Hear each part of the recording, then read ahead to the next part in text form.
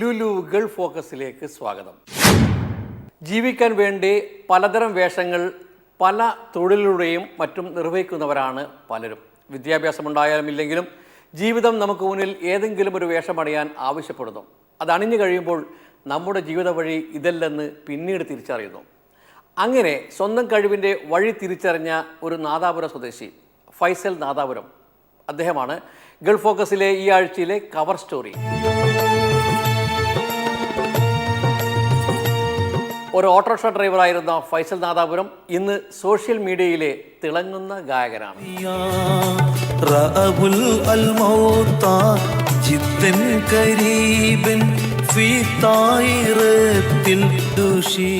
ഹിന്ദുസ്ഥാനി സംഗീതത്തിന്റെ അനന്തമായ രാഗാലാപനത്തിലൂടെ അനശ്വരത നേടിയ കോഴിക്കോട്ടുകാരുടെ സ്വന്തം ബാബുക്ക എന്ന MS ബാബുരാജ് നിർധനനായ ഗായകനായിരുന്നു. ജീവിതത്തിന്റെ താളവും രാഗവും ഗാനങ്ങളാക്കി മാറ്റിയ മഹാനായ ഗായകൻ. ഒന്നുമില്ലായ്മയുടെ വേദനകളെ സ്വരരാഗ ഗംഗയാക്കി മാറ്റിയ ബാബുരാജിന്റെ ഇങ്ങേയറ്റത്തെ ഒരു ചെറിയ കണ്ണി, അതാണ് ഫൈസൽ നാദാപുരം. സ്വന്തം രചന, സ്വന്തം സംഗീതം, സ്വന്തം ശബ്ദം. ഫൈസൽ നാദാപുരം ഞങ്ങളുടെ ദുബായ് സ്റ്റുഡിയോയിലെത്തി ഗാനങ്ങൾ ആലപിച്ചപ്പോൾ അറിയാതെ സംഗീതജ്ഞൻ M ബാബുരാജിനെ ഓർത്തുപോയി. സ്വന്തം ശബ്ദത്തിൽ കൂടുതൽ പാടിയില്ലെങ്കിലും ബാബുരാജിൻ്റെ ആദ്യകാല ജീവിതം പോലെ പ്രതിസന്ധി നിറഞ്ഞ ജീവിതമാണ് ഈ ഗായകന് മുന്നിലുള്ളത്. ദുബായ് സ്റ്റുഡിയോയിൽ വന്നപ്പോൾ ഫൈസൽ നാദാപുരം തൻ്റെ ജീവിതം പറഞ്ഞു തുടങ്ങിയപ്പോൾ മുറിഞ്ഞ വീണക്കമ്പിയിലെ നാദങ്ങൾ പോലെയായി ആ ജീവിതാനുഭവങ്ങൾ ഞങ്ങൾക്ക്. സാമ്പത്തികമായിട്ട് വളരെ ബുദ്ധിമുട്ടാണ്, വളരെ ബുദ്ധിമുട്ടാണ്. അതുകൊണ്ട് തന്നെയാണ് ഒരു പരിധി വരെ പുറകോട്ടേക്ക് പോകാൻ കാരണം. മറ്റ് സഹായങ്ങളൊന്നും കലാരംഗത്ത് വളരാൻ വല്ലാത്ത സഹായം ഒന്നും ഉണ്ടാകേണ്ടുന്ന ചില ആളുകളിൽ നിന്ന് ഉണ്ടായിട്ടില്ല. ഇപ്പോൾ എൻ്റെ ഈ കൂട്ടായ്മ സത്യത്തിൽ സോഷ്യൽ മീഡിയയിൽ വാട്സപ്പും ഫേസ്ബുക്കും ഞാനിങ്ങോട്ട് വന്നപ്പോൾ എനിക്ക് അതിലൂടെയാണ് ഇപ്പോൾ കുറച്ചെങ്കിലും ഒരു സാമ്പത്തികമല്ല സമാധാനം, അത് കുറേയേറെ വർക്കുകളും ഒക്കെ കിട്ടാൻ തുടങ്ങി. അതുപോലെ എൻ്റെ കുറേയേറെ പോസ്റ്റുകൾ ഇപ്പോൾ ശ്രദ്ധിക്കപ്പെട്ടു തുടങ്ങി. ഇപ്പോൾ FBയിൽ 2 അക്കൗണ്ടുള്ള ഒരു വ്യക്തിയാണ് ഞാൻ. സ്വന്തമായിട്ട് വീട് ഇപ്പോൾ എടുത്തിട്ടുണ്ട്, പക്ഷെ അതിൻ്റെ പൂർണ്ണമായിട്ടും പണി ബാക്കിയാണ്. ഇപ്പോൾ ഓട്ടോറിക്ഷ ഇപ്പോഴില്ല. സംഗീതാലാപനത്തിനുള്ള ആവേശത്തിര മനസ്സിൽ ഇളകി വന്നപ്പോൾ ഓട്ടോറിക്ഷ ജോലി ഉപേക്ഷിച്ചു. പിന്നെ ഹാർമോണിയത്തിന് മുന്നിലായി തൻ്റെ വരികൾക്ക് സംഗീതം നൽകിക്കൊണ്ട് ഫൈസൽ. വളരുന്ന മക്കൾ. ഫൈസലിൻ്റെ സ്വന്തമായി വീടുണ്ടായിരുന്നില്ല. എങ്കിലും തൻ്റെ സംഗീതാസക്തി ഉപേക്ഷിക്കാൻ ഫൈസലിന് കഴിഞ്ഞില്ല. തൊഴിലില്ലെങ്കിലും സംഗീതം കൊണ്ട് ജീവിക്കാം എന്ന ഉറച്ച തീരുമാനവും പ്രതീക്ഷയുമായിരുന്നു കൈമുതൽ. ഞാൻ ഉണ്ടാക്കിയ പാട്ടുകളിൽ വെച്ച് ഏറ്റവും എനിക്ക് എൻ്റെ ഹൃദയത്തിൽ തൊട്ടൊരു പാട്ടുണ്ട്. ഉരുകും ഹൃദയവുമായി പുരാനേ നിന്നോടിരക്കുന്ന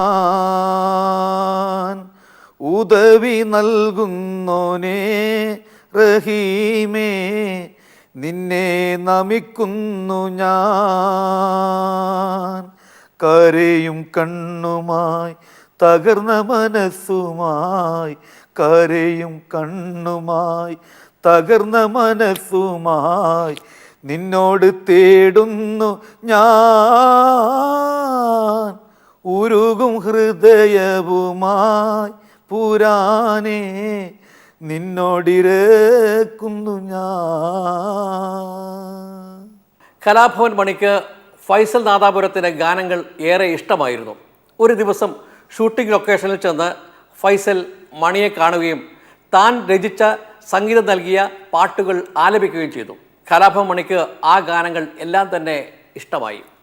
നാദിർ ഷാ മുഖേന മണിയെ പരിചയപ്പെട്ട ഫൈസലിനോട് വീണ്ടും കാണാൻ കലാഭവൻ മണി ആവശ്യപ്പെട്ടു. ഇതിനായി ഒരു ദിവസം താൻ കാത്തു നിൽക്കാമെന്നും അന്ന് ഈ ഗാനങ്ങൾ പാടിത്തുടങ്ങാം എന്നും പറഞ്ഞു. പക്ഷേ ഫൈസലിന് കലാഭവൻ മണിയെ മരിക്കുന്നതുവരെ കാണാൻ കഴിഞ്ഞില്ല. നാദാപുരത്ത് ഓട്ടോറിക്ഷ ഓടിച്ച് ജീവിച്ച ആ കാലം, അന്നും സംഗീതം ഹൃദയത്തിൽ ശക്തമായി നിലനിന്നിരുന്നു. പാട്ടുപാടി എങ്ങനെയെങ്കിലും ജീവിക്കണം എന്ന ആഗ്രഹമായിരുന്നു ഫൈസൽ നാദാപുരത്തിൻ്റെ മനസ്സിൽ അന്നും ഉണ്ടായിരുന്നത്. പാട്ടെഴുതി സംഗീതം ചെയ്ത് പാടിയ കാസറ്റുകൾ വലിയ തോതിൽ ചെലവായില്ല, പലതും നഷ്ടത്തിലായി. ആയിടക്കാണ് നാദിർ ഷയെ ഫൈസൽ ചെന്ന് കണ്ടത്. കലാഭവൻ മണിയുമായിട്ട് നാദിർ ഷ മുഖേന ഞാൻ നല്ല ബന്ധമുണ്ടായിരുന്നു. നാദിർ ഷാ എൻ്റെ ഏറെക്കുറെ പാട്ടുകൾ പാടിയ ഒരു മഹാവ്യക്തിയാണ്. എന്നെ ഒരുപാട് ഇഷ്ടപ്പെടുന്ന ഒരാളാണ്. അപ്പോൾ കുറേയേറെ പാട്ടുകൾ രചനയും സംഗീതവും നിർവഹിച്ച് പാടിയിട്ടും ആരും ശ്രദ്ധിക്കപ്പെടാതായപ്പോൾ ഒരു ദിവസം നാദിർ ഷായെ വിളിച്ചു ഞാൻ പറഞ്ഞു, ഇക്ക ഞാനിങ്ങനെ കുറച്ച് പാട്ടുകൾ എഴുതിയിട്ടുണ്ട്, അത് നിങ്ങളൊന്ന് പാടിത്തരണം, 1-2 പാട്ട് മണിയെ കൊണ്ട് നമുക്ക് പാടിപ്പിക്കണം എന്ന് പറഞ്ഞപ്പോൾ ഞാൻ എറണാകുളത്ത് നാദിർ ഷായെ കാണാൻ പോയി. അവിടെ എത്തിയപ്പോൾ നാദിർ ഷാ എന്നോട് പറഞ്ഞു, ഈ പാട്ട് ഏതായാലും ഞാൻ പാടുന്നില്ല, എനിക്ക് പറ്റില്ല എന്ന് പറഞ്ഞു. അപ്പോൾ ഞാൻ പറഞ്ഞു, എന്നാൽ പിന്നെ ഞാൻ നാട്ടിലേക്ക് തിരിച്ചു പോവുകയാണ്, എന്നെ ഇവിടെ ഇറക്കി വിട്ടോളൂ എന്ന് വണ്ടിയിൽ നിന്ന് പറഞ്ഞപ്പോൾ അദ്ദേഹം പറഞ്ഞു, വേണ്ട, നിനക്ക് പറ്റിയ ആളുണ്ട്, നമുക്ക് മണിയെ വിളിക്കാം എന്ന് പറഞ്ഞു. അങ്ങനെ മണിയെ വിളിച്ചു, കലാഭവൻ മണിച്ചേട്ടനെ വിളിച്ചു. സംഭവങ്ങൾ പറഞ്ഞപ്പോൾ ഞാൻ കോട്ടയത്ത് അദ്ദേഹം ഉള്ള ഷൂട്ടിംഗ് ലൊക്കേഷൻ ചെന്നു, അവിടെ കണ്ടു. അങ്ങനെ അദ്ദേഹം ഞാനും 105 കിലോമീറ്റർ അദ്ദേഹത്തിൻ്റെ വണ്ടിയിൽ യാത്ര ചെയ്തു. അതിൽ നിന്ന് എൻ്റെ എല്ലാ പാട്ടുകളും കേട്ടു. എല്ലാ പാട്ടുകളും കേട്ടപ്പോൾ ഈ പാട്ടുകൾ ഞാൻ പാടാം, ഞാൻ തന്നെ പാടും, മറ്റാർക്കും കൊടുക്കില്ല, ഇതിലെല്ലാ പാട്ടുകളും ഞാൻ പാടും എന്ന് പറഞ്ഞ് എനിക്ക് അഡ്വാൻസ് തന്നു, ഒരു ഭീമമായ സംഖ്യ അഡ്വാൻസ് തന്നു. എന്നെ പറഞ്ഞയച്ചു. ഡിസംബർ 5-ാം തീയതി എന്നോട് തിരിച്ചു ചെല്ലാൻ പറഞ്ഞു. തൻ്റെ ദാരിദ്ര്യത്തിൻ്റെ പാരമ്യം ഫൈസൽ വെളിപ്പെടുത്തിയത് ഇങ്ങനെയായിരുന്നു. തൻ്റെ പാട്ടുകൾ മുഴുവൻ പാടാൻ തയ്യാറായ കലാഭവൻ മണിയെ കാണാൻ പോകാൻ ഫൈസലിന് കഴിഞ്ഞിരുന്നില്ല. കാരണം ഫൈസലിൻ്റെ പക്കൽ അന്ന് യാത്രാ ചെലവിനുള്ള കാശുണ്ടായിരുന്നില്ല. പക്ഷേ ആ 5-ാം തീയതി എനിക്ക് സാമ്പത്തികമായിട്ട് ബുദ്ധിമുട്ടുള്ളത് കൊണ്ട് ആ എറണാകുളത്ത് ചാലക്കുടിയിലേക്ക് പോകാൻ പറ്റിയില്ല. അതെൻ്റെ ജീവിതത്തിലെ ഏറ്റവും വലിയ നഷ്ടങ്ങളിൽ ഒന്നാണ്. കാരണം ആ പാട്ട് ശ്രദ്ധിക്കപ്പെടേണ്ടുന്ന പാട്ടായിരുന്നു. 500 രൂപ അന്ന് എനിക്ക് ഭീമമായ സംഖ്യയായിരുന്നു. അതില്ലാത്തത് കൊണ്ടാണ് 2013 ഡിസംബർ 5-ാം തീയതി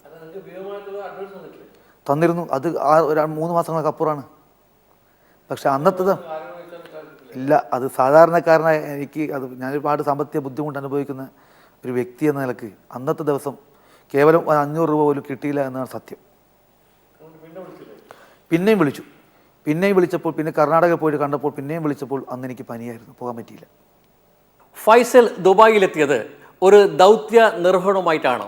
അത് മറ്റൊന്നുമല്ല, ദുബായിൽ നടന്ന വിമാനാപകടത്തിൽ യാത്രക്കാരെ രക്ഷപ്പെടുന്നതിൽ സ്വന്തം ജീവൻ നൽകേണ്ടി വന്ന എയർപോർട്ടിലെ അഗ്നിശമന വിഭാഗത്തിലെ ജാസിം ഈസ അൽ ബലൂഷി എന്ന ചെറുപ്പക്കാരൻ്റെ റാസൽ ഖൈമയിലെ വീട്ടിലേക്ക് എത്തിയതായിരുന്നു ഫൈസൽ.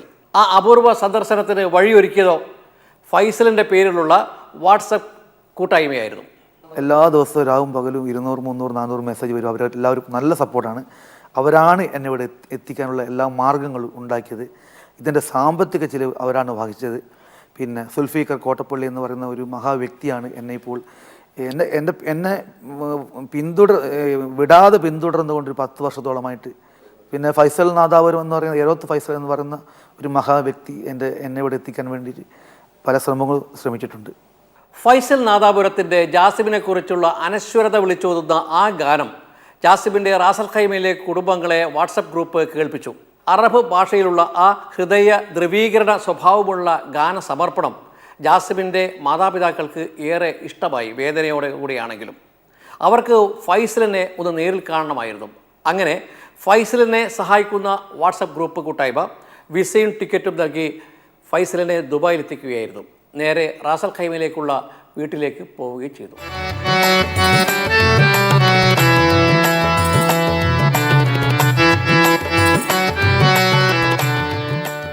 ഫൈസലിൻ്റെ മകൻ മുഹമ്മദ് ഷാഫി ഗായകനാണ്. ഇപ്പോൾ പരിശുദ്ധ ഖുർആൻ ഹാഫിളിന് പഠിക്കുകയാണ്. മുഹമ്മദ് ഷാഫിയുടെ അറബ് ഭാഷയിലുള്ള ആമുഖ ഭാഷണം ജാസിമിൻ്റെ ബന്ധുക്കൾ വേദനയോടുകൂടി കേട്ടുനിന്നു. മുഹമ്മദ് ഷാഫിയെ റാസൽ ഖൈമയിലേക്ക് കൊണ്ടുവരണമെന്ന് ജാസിമിൻ്റെ ബന്ധുക്കൾ ഫൈസലിനോട് ആവശ്യപ്പെട്ടു.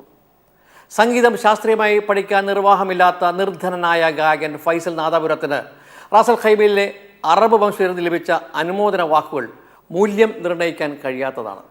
ഒരു മരണം എപ്പോഴും കടന്നുവരാൻ സാധ്യതയുള്ള, പ്രതീക്ഷിക്കേണ്ടുന്ന ഒരു അനിവാര്യ സംഭവമാണ്. ഒരിക്കലും ഒഴിച്ചുവിടാൻ കഴിയാത്ത അവിഭാജ്യ ഘടകം. എന്നാൽ ചില മരണങ്ങൾ സാധാരണ സംഭവത്തെക്കാളേറെ പ്രാധാന്യമുളവാക്കുന്നു. അതൊരു രക്തസാക്ഷിത്വമായി ഉയരുകയും ചെയ്യുന്നു. അനശ്വരതയിലേക്ക് ഉയരുന്ന അത്തരമൊരു മരണമാണ് ദുബായ് വിമാനത്താവളത്തിലെ വിമാന അപകടത്തിൽ മരണപ്പെട്ട റാസൽ ഖൈമ സ്വദേശി ജാസിം ഈസ അൽ ബലൂഷിയുടേത്. ജാസിമിൻ്റെ ആ അപൂർവ ജീവത്യാഗം അടിസ്ഥാനമാക്കി ഫൈസൽ നാദാപുരം മലയാളത്തിലും അറബ് ഭാഷയിലും ഗാനമെഴുതി സംഗീതം നിർവഹിച്ച് ആലപിച്ചു. അതിങ്ങനെയാണ്: ജാസിം ഈസ അൽ ബലൂഷിയോരേ അനുസ്മരിക്കേണം നാം സോദരരെ. ജാസിം ഈസാൽ ബലുഷിയോരേ, അനുസ്മരിക്കേണം നാം സോദരരെ.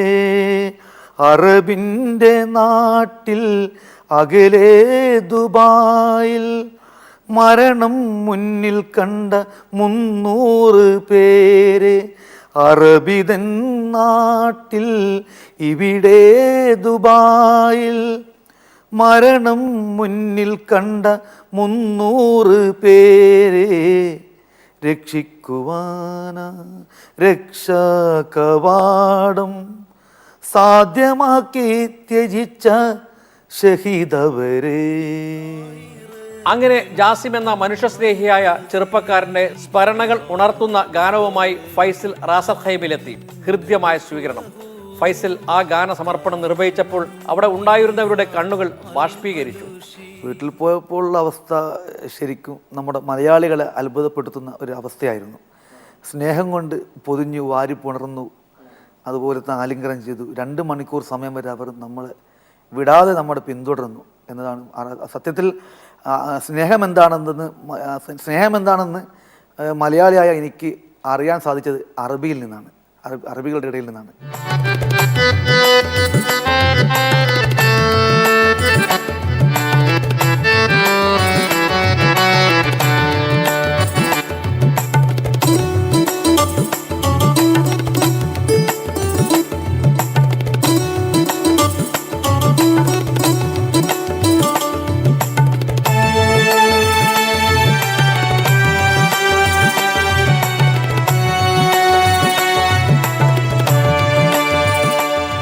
ഇങ്ങനെയൊക്കെയാണ് ചിലർ നമുക്കിടയിൽ ജീവിക്കുന്നതെന്ന് ബോധ്യപ്പെടുത്തുന്ന ഒരു നേർരേഖ ചിത്രമാണിത്.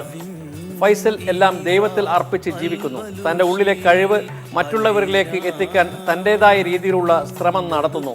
തൻ്റെ പേരിലുള്ള വാട്സപ്പ് ഗ്രൂപ്പിൻ്റെ സഹായത്തിന് അദ്ദേഹം നന്ദി പറയുന്നു. കരയാത്ത ഒരൊറ്റ അറബി പോലും ആ വീട്ടിലുണ്ടായിരുന്നില്ല. ആ മരണ വീട്ടിൽ ആദ്യമായിട്ടായിരിക്കും ചിലപ്പോൾ കേരളത്തിൽ നിന്ന് ഒരാളെ ക്ഷണിച്ചിട്ട് ഒരു മരണ വീട്ടിലേക്ക് വരുന്നൊരവസ്ഥ ഉണ്ടാകുന്നത്. അവരെല്ലാവരും ക്ഷണിച്ചപ്പോൾ നമ്മൾ 1-ാം തീയതി എത്താത്തത് കൊണ്ട് അന്നിവിടെ 1-ാം തീയതി നടന്ന പരിപാടിയിൽ ആ പരിപാടിയിൽ പോലും പങ്കെടുക്കുന്നില്ല എന്ന് അവരുടെ വീട്ടിലെ സഹോദരിമാർ പറഞ്ഞു പോലും. ഫസലെത്താത്ത പരിപാടിക്ക് പങ്കെടുക്കാൻ നമുക്ക് ബുദ്ധിമുട്ടുണ്ട് എന്ന് പറഞ്ഞു പോലും. മറ്റൊന്ന് നമുക്കറിയാൻ സാധിച്ചത് ജാസിം ഈസാൽ ബലൂഷി ഏതായാലും മരണപ്പെട്ടു പോയല്ലോ. അപ്പോൾ അദ്ദേഹത്തിൻ്റെ പാട്ട് എഴുതിയ ഫസലിനെ കാണലാണ് ഇനി ഞങ്ങളുടെ ഏറ്റവും വലിയ ആഗ്രഹം എന്നും. അതുപോലെ തന്നെ അറബി പാട്ടിൻ്റെ ഹാങ്കർ ചെയ്തത് എൻ്റെ മകൻ മുഹമ്മദ് ഷാഫിയാണ്. 11 വയസ്സുകാരനാണ്. അവനിപ്പോൾ ഖുർആൻ പഠിക്കാൻ മനപ്പാടമാക്കാൻ വേണ്ടി പോയിട്ടാണുള്ളത്. അപ്പോൾ അവനെ കാണണം എന്നാണ് ഇനി അവരുടെ ഏറ്റവും വലിയ ആഗ്രഹം. അവനെ ഇങ്ങോട്ട് കൊണ്ടുവരും. ആധുനിക സോഷ്യൽ മീഡിയ അനാവശ്യമായ ചില പരദൂഷണ വിതരണവും പരസ്പരം ചളിവാരി എറിയുന്നതിനുള്ള കോമാളിത്ത മാധ്യമമായി മാറിയിട്ടുണ്ട്. എന്നാൽ മനുഷ്യരെ സഹായിക്കാനുള്ള ഉപാധി കൂടിയാണ് ഇതെന്ന് തെളിയിക്കുകയാണ് ഫൈസൽ നാദാപുരത്തിൻ്റെ പേരിലുള്ള വാട്സപ്പ് ഗ്രൂപ്പ്. ഈ കൂട്ടായ്മ ഫൈസലിൻ്റെ പുതിയ ഗാനങ്ങൾ എല്ലാവരിലും എത്തിക്കുന്നു, അതിന് പ്രചാരണം നൽകുന്നു. ഇതാ ഇപ്പോൾ ദുബായിലും റാസൽ ഖൈമയിലും ഫൈസലിനെ കൊണ്ടുവന്ന് താൻ പാടിയ ഗാനം അത് ആരെ ഉദ്ദേശിച്ചാണോ അവർക്ക് സമർപ്പിക്കുകയും ചെയ്തിരിക്കുന്നു. എന്ത് മഹത്തായ ഉദ്യമം! അല്ലാഹുവല്ലാതാരുമില്ല ആരാധനക്കർഹൻ, നീയല്ലാതെ ഇലാഹില്ല സകലമറിയുന്നോ. ഓണം സമൃദ്ധിയുടെയും ഐശ്വര്യത്തിൻ്റെയും ഓണനാളുകൾ. ഓർമ്മകളിൽ മഹാബലി കുടയുമായി എത്തുന്നു. നന്മയുടെ വിളിച്ചോതലായി തിരുവോണം മാറുകയാണ്. മതേതര മനസ്സുള്ള മലയാളികൾ ഹൃദയാശംസകളോടെ ഓണാഘോഷങ്ങളിൽ മുഴുകി. എല്ലാ മതചിന്തകൾക്കും ജാതി ബോധങ്ങൾക്കും അപ്പുറം മനുഷ്യസ്നേഹത്തിൻ്റെ ഹൃദയസ്പർശമായ സാന്ത്വനമാണ് ഓണനാളുകൾ. അത്തം തൊട്ടു വിരിഞ്ഞു ചിരിക്കുമൊരായിരം അഴകല്ലേ, മുറ്റത്താവണി മാസം കൊണ്ടു നടക്കും മഴവില്ലേ. ദുബായിലെ ഒരു കൂട്ടം വനിതകൾ ഓണാഘോഷത്തിനായി ഒത്തുചേർന്നത് ഡിസ്കവറി ഗാർഡനിലെ ഒരു ഫ്ളാറ്റിലാണ്. എല്ലാവരും ഒന്നിച്ച് പൂക്കളമിട്ടു. ഓണപ്പാട്ടുകൾ പാടി പഴയകാല ഓണത്തിന്റെ ഓർമ്മകളെ അവർ വീണ്ടെടുത്തു.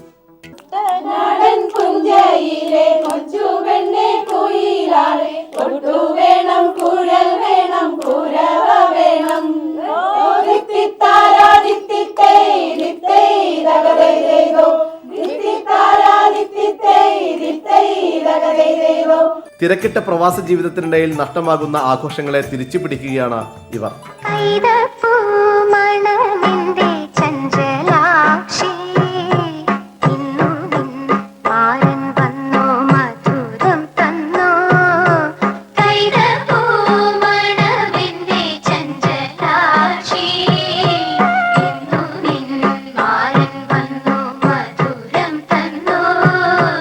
ദുബായിൽ വിവിധ സംഘടനകളും സ്ഥാപനങ്ങളും ഓണത്തെ വരവേൽക്കാനായി പൂക്കള മത്സരങ്ങൾ സംഘടിപ്പിക്കുന്നുണ്ട്. പൂക്കളങ്ങൾ ഷോപ്പിംഗ് മാളുകളുടെ അകത്തളങ്ങളിലേക്ക് മാറുന്നു. എങ്കിലും ഉള്ളതുകൊണ്ട് തൃപ്തിപ്പെടുന്നവരാണ് പ്രവാസികൾ. നാട്ടിലേക്കാളും കൂടുതൽ ആഘോഷം ഇവിടെയാണെന്ന് പ്രവാസികൾ പറയുന്നു. കേരള വുമൻസ് കോർണർ UAE ആണ്. UAEയിലുള്ള കേരളത്തിലെ പെണ്ണുങ്ങൾ എല്ലാവരും കൂടി വീട്ടമ്മമാരുണ്ട്, കല്യാണം കഴിക്കാത്തവരുണ്ട്, ജോലി ചെയ്യുന്നവരുണ്ട്, ജോലി ചെയ്യാത്തവരുണ്ട്. ഞങ്ങൾ എല്ലാവരും കൂടി ഒരു സംഘടന അങ്ങനെ രൂപീകരിച്ചാണ്. അധികം നാളായില്ല. ഞങ്ങളുടെ ബാല്യകാലമാണിത്. ഒരു പക്ഷേ ഞാൻ നാട്ടിലാണെങ്കിൽ ഇത്രയധികം ഗംഭീരമായിട്ട് ആഘോഷിച്ചിരിക്കില്ല. എനിക്ക് നാട്ടിൽ ഒരൊറ്റ ആഘോഷമുണ്ട്, തീറ്റയും പിന്നെ വടംവലി കാണാൻ പോകും. അത് വെച്ച് നോക്കുമ്പോൾ ഇതൊരു ഡിഫറെൻ്റ് ആയി വന്നിട്ടുണ്ട്. ട്യൂഷൻ നിലയിൽ ഉപ്പേരിയും അടപ്രഥമനുമൊക്കെയായി വിഭവസമൃദ്ധമായ സദ്യയും മലയാളികൾ ഒരുക്കി. ഇപ്പോൾ ഈ ലേഡീസ് എല്ലാം എന്ന് പറഞ്ഞു കഴിഞ്ഞാൽ കേരള വുമൻസ് കോർണർ എന്ന് പറഞ്ഞാൽ ഞങ്ങൾ തന്നെ ഫേസ്ബുക്കിൽ ഒരു ഗ്രൂപ്പ് ഉണ്ടാക്കിയിട്ടുണ്ട്. അപ്പോൾ ഞങ്ങളുടെ ഗ്രൂപ്പിൻ്റെ ഫസ്റ്റ് ഓണാഘോഷമാണ്. അപ്പോൾ അതിൻ്റെ ഒരു ത്രില്ലും ഒരു എക്സൈറ്റ്മെൻറ്റും ഞങ്ങൾക്ക് എല്ലാവർക്കും ഉണ്ട്. വളരെ സന്തോഷമുണ്ട്. മുൻവർഷങ്ങളിലെല്ലാം നമ്മൾ ഫ്രണ്ട്സുമായിട്ടെല്ലാം കൂടും. എല്ലാവരും അവരവരുടെ വീടുകളിൽ നിന്നുള്ള വിഭവങ്ങൾ കൊണ്ടുവന്ന് ഒത്തൊരുമയോടെയും ഒരു മതസൗഹാർദ്ദത്തോടെയും അവിടെ നമ്മൾ കേരളം എന്താ പറയുക, നമ്മുടെ നാടിനെ ശരിക്കും മിസ് ചെയ്യുന്നുണ്ട്. ആ ഒരു നൊസ്റ്റാൾജിയ, പണ്ടത്തെ കുട്ടിക്കാലത്തെ കാര്യങ്ങളും എല്ലാം ഓർമ്മ വെച്ചുകൊണ്ട് നമ്മൾ ശരിക്കും പടക്കം പൊട്ടിക്കാൻ പറ്റുന്നില്ലെന്നേ ഉള്ളൂ, ബാക്കിയെല്ലാം നമ്മളിവിടെ ആഘോഷിക്കാറുണ്ട്. സാധാരണ നമ്മൾ എവിടെയെങ്കിലും എല്ലാ വർഷവും പോയി ഏതെങ്കിലും റെസ്റ്റോറൻറ്റിൽ പോയിട്ട് ഫുഡ് കഴിക്കുക, പോവുക, അത്രയേ ഉള്ളൂ. പക്ഷേ ഇപ്രാവശ്യം എന്നെ സംബന്ധിച്ചിടത്തോളം വളരെ ഒരു വ്യത്യസ്തമായ ഒരു അനുഭവമാണ്. ഇവിടെ എൻ്റെ എല്ലാ ഫ്രണ്ട്സിൻ്റെ കൂടെയും ഞങ്ങളൊരു ഫാമിലി ആയിട്ട് ഒത്തിരി ഞങ്ങൾ എൻജോയ് ചെയ്തു. ഓരോരുത്തരുടെ വീട്ടിൽ നിന്ന് ഓരോ വിഭവങ്ങൾ ഉണ്ടായിക്കൊണ്ട് വന്നു. ഞങ്ങൾ ഇതുമെല്ലാം ഇട്ടു. ഈ വീട്ടിൽ ഇത്രയും സന്തോഷകരമായി ഒരേപോലത്തെ വസ്ത്രങ്ങളൊക്കെ അണിഞ്ഞ് ഞങ്ങൾക്ക് ഭയങ്കര സന്തോഷം. പ്രവാസി മലയാളികൾക്ക് ഗൃഹാതുരത്വം ഉണർത്തുന്ന ആഘോഷങ്ങളിലൊന്നാണ് ഓണം. മലയാളികൾ ഉള്ളിടത്തെല്ലാം ലോകത്തെവിടെയും ഓണവും ഓണാഘോഷങ്ങളുമുണ്ട്. പൂക്കളങ്ങൾ തീർത്ത് വിഭവസമൃദ്ധമായ ഓണസദ്യ ഒരുക്കി പ്രവാസി മലയാളികൾ ഓഫീസിൽ നിന്ന് അവധിയെടുത്ത് പോലും ഓണം ആഘോഷിക്കുക. കുട്ടികളും ഓണാഘോഷങ്ങളിൽ പങ്കുചേർന്നു. മാവേലിയായി അവർ തന്നെ വേഷമിട്ടു. മതസൗഹാർദ്ദത്തിന്റെ പര്യായമായി മുസ്ലിം പുരോഹിതനും പള്ളിയിലച്ഛനും പങ്കുചേർന്നു. ഞാൻ കൂടുതലായിട്ട് കാണുകയെന്ന് വെച്ചാൽ കൈരളി TVയിലെ തന്നെ ലക്ഷ്മി ചേച്ചി ചെയ്യുന്ന കുക്കറി ഷോയാണ്. അപ്പോൾ അതിനകത്ത് ചേച്ചി വളരെ ഈസി ആയിട്ട് നമുക്ക് കുറേ പാചക കുറിപ്പുകൾ നമുക്ക് തരുന്നുണ്ട്. അപ്പോൾ അതിനനുസരിച്ച് ഞാൻ ട്രൈ ചെയ്യാറുണ്ട്. സക്സസ് ആവാറുണ്ടെന്നാണ് എൻ്റെ ഒരു വിശ്വാസം. പിന്നെ ചേച്ചി പറഞ്ഞിരുന്ന കറക്റ്റ് ഇൻഗ്രീഡിയൻസ് ഒക്കെ ആഡ് ചെയ്തിട്ടാണ് ഞാനും ചെയ്യാറ്. അതുകൊണ്ട് ഇതുവരെ കുഴപ്പമൊന്നും വന്നിട്ടില്ല. ഹസ്ബൻഡ് നല്ലൊരു ഫുഡ് ക്രിറ്റിക്കാണ്. അപ്പം ആദ്യമൊക്കെ ഞാൻ ഉണ്ടാക്കുന്നത് അത്ര പോരായിരുന്നു എന്നാണ് ഹസ്ബൻഡ് പറയുന്നത്. അപ്പം ഇങ്ങനെ പറഞ്ഞു മാറി ഇപ്പോൾ ഒരുവിധം കുക്ക് ചെയ്യുന്നുണ്ടെന്നാണ് ഹസ്ബൻഡ് തന്നെ പറയുന്നത്. അപ്പോൾ തീർച്ചയായും ഞാൻ ആദ്യമൊക്കെ ഉണ്ടാക്കുമ്പോൾ ഭക്ഷണം ഉണ്ടാക്കുമ്പോൾ എപ്പോഴും ഇങ്ങനെ കുറ്റം പറയുന്നു. അപ്പം ഞാൻ കഷ്ടപ്പെട്ട് ഉണ്ടാക്കിയതിനൊരു വിലയില്ല എന്നൊക്കെ പറയുമായിരുന്നു. ഇപ്പോൾ പക്ഷെ കുറച്ച് മാറിയിട്ടുണ്ട്. ഇപ്പം നല്ലതാണെന്നൊക്കെ പറയുന്നു. വിവിധ ഗൾഫ് രാജ്യങ്ങളിൽ ഓണാഘോഷങ്ങൾ തുടരുകയാണ്. വിവിധ സംഘടനകളുടെയും അസോസിയേഷനുകളുടെയും നേതൃത്വത്തിൽ വിപുലമായ ഓണാഘോഷങ്ങളാണ് നടക്കുന്നത്. മാവേലിയും മന്നനും തിരുവാതിരക്കളിയൊക്കെയായി ആഘോഷങ്ങൾ പൊടിപൊടിക്കുകയാണ്. ഫുജേറയിൽ നടന്ന ഓണാഘോഷത്തെക്കുറിച്ചുള്ള റിപ്പോർട്ട്. ഫുജേറയിൽ നടന്ന ഓണാഘോഷം ഏറെ ശ്രദ്ധേയമായി. ഫുജേറ കൈരളി കൾച്ചറൽ അസോസിയേഷന്റെ നേതൃത്വത്തിലാണ് പരിപാടികൾ സംഘടിപ്പിച്ചത്. പ്രവാസ ലോകത്തിന്റെ പരിമിതികൾക്കിടയിലും ഇവിടെ ഓണാഘോഷങ്ങൾ സജീവമാണ്. വിവിധ സംഘടനകളുടെയും അസോസിയേഷനുകളുടെയും നേതൃത്വത്തിൽ UAEയിലെ വിവിധ എമിറേറ്റുകളിൽ ഓണം ഈദ് ആഘോഷ പരിപാടികൾ നടത്തുന്നുണ്ട്. ഫുജേറയിൽ കൈരളി കൾച്ചറൽ അസോസിയേഷൻ സംഘടിപ്പിച്ച ഓണാഘോഷം ഏറെ വ്യത്യസ്തമായിരുന്നു. തിരുവാതിരയും ഒപ്പനയുമൊക്കെയായുള്ള ആഘോഷ പരിപാടികൾ. കൈരളി കൾച്ചറൽ അസോസിയേഷന്റെ അംഗങ്ങളും കുടുംബാംഗങ്ങളുമാണ് പരിപാടികൾ അവതരിപ്പിച്ചത്. തിരുവാതിരയുമായി മലയാളി അംഗന്മാർ വേദിയിൽ നിറഞ്ഞു നിന്നു. മലബാറിന്റെ തനത് കലാരൂപങ്ങളിലൊന്നായ ഒപ്പനയും ആഘോഷത്തിന്റെ ഭാഗമായി അരങ്ങേറി. മണവാട്ടിയും തോഴിമാരും ഒപ്പനയുമായി ഇശൽമഴ തീർത്തു. നിരവധി കലാരൂപങ്ങളും ഓണാഘോഷത്തിൽ അരങ്ങേറി. ഓണാഘോഷങ്ങളുടെ ഭാഗമായി നടന്ന സാംസ്കാരിക സമ്മേളനം TV രാജേഷ് MLA ഉദ്ഘാടനം ചെയ്തു. ലോകത്തെവിടെ പോയാലും മലയാളിക്ക് മറക്കാൻ കഴിയാത്ത, മലയാളികളെ എല്ലാവരെയും ഒന്നിപ്പിക്കുകയും ചെയ്യുന്ന മലയാളികളുടെ മഹോത്സവമാണ് ഓണം എന്ന് പറയുന്നത്. Kairali cultural association president Ummer അധ്യക്ഷനായിരുന്നു. Kairali TV senior reporter TJ Maladheen, KL Gopi, Shri Aneesh ആയാടത്തിൽ, program convener Ashok Kumar, Sreedharan, Simon Samuel എന്നിവർ പ്രസംഗിച്ചു. പ്രവാസി മലയാളികൾക്കിടയിൽ നാട്ടിലേക്ക് തിരികെ പോകണമെന്ന ചിന്ത ശക്തമായിക്കൊണ്ടിരിക്കുകയാണ്. സ്ഥിരമില്ലാത്ത തൊഴിലും മറ്റുമായിരിക്കാം കാരണങ്ങൾ. കേരളത്തിൽ പുതിയ ഗവൺമെൻറ് നടപ്പിലാക്കുന്ന വികസന പദ്ധതികളും മറ്റും ആകർഷകമായി മാറിയിട്ടുമുണ്ട്.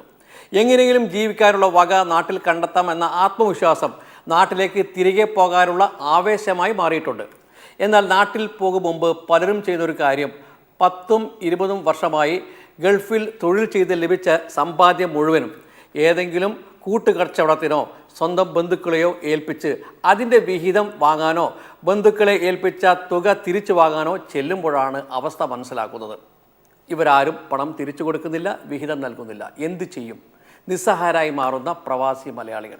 ഇതിന് ഏകദേശം ഒട്ടേറെ കേസുകൾ, 1000-ഓളം കേസുകൾ കേരളത്തിലുടനീളം ഇത്തരം സംഭവങ്ങൾക്കെതിരെ നടന്നു വരികയാണ്. ബന്ധുക്കൾക്കും സുഹൃത്തുക്കൾക്കുമെതിരെ, സമ്പാദിച്ച പണം തട്ടിയെടുത്തതിനെതിരെ.